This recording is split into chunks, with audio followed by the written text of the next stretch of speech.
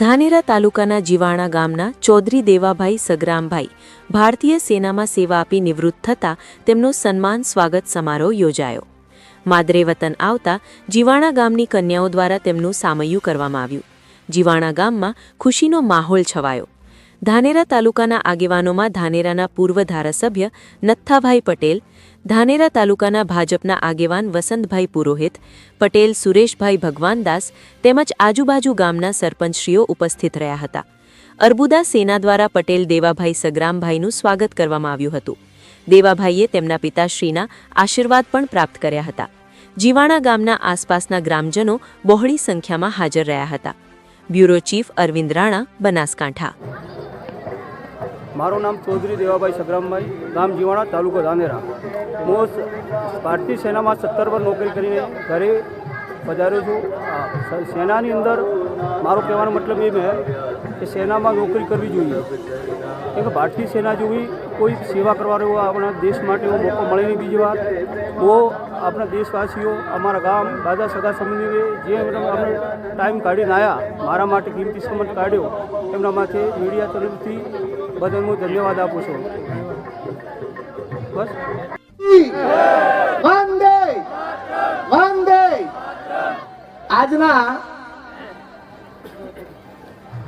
સેનામાંથી સેવા નિવૃત્ત એવા આદરણીય દેવાભાઈના સન્માન સમારોહમાં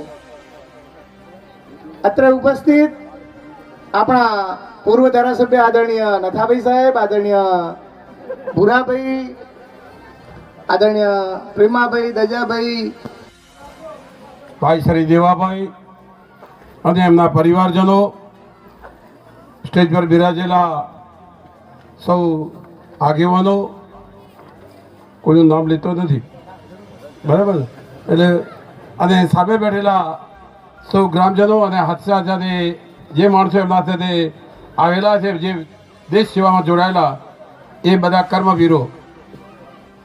વસંતભાઈએ ખૂબ ટૂંકમાં બધું કહી દીધું કે આજથી 17 વર્ષ પહેલાં આપણે નોકરીમાં મૂકવું અને એમાં દેશની સેવામાં મૂકવો હોય તો કોઈ મા બાપ સંમત ન થાય.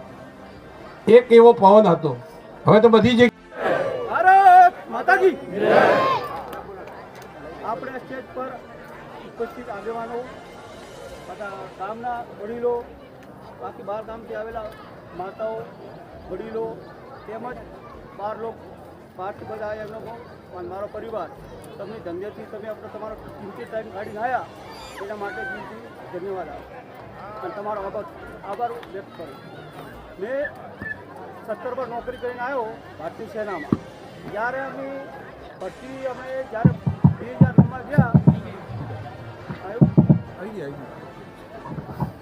જ્યારે અમે 2009માં ગયા હતા, આપણે અમદાવાદથી અમે જ્યાં ટ્રેનિંગ કરવા MP મધ્યપ્રદેશ સાગરમાં, તો અમે 9 મહિના ટ્રેનિંગ કરી. એના પછી કસમ ખાઈ અને પોસ્ટિંગ ગયો પૂંછમાં. પૂંછ એ વિસ્તાર છે કે ત્યાં બધું ફાયરિંગ ડેલી થતું હોય. અમને જેઠાભાઈને અમને ખબર છે કે પૂંછ કયો હોય. તો કણે અમારે કેમ કે 6 કલાક ડ્યુટી આવવાની હતી, રાતના 6 વાગ્યાથી, ફોજના 6 થી રાતના 1 વાગ્યા.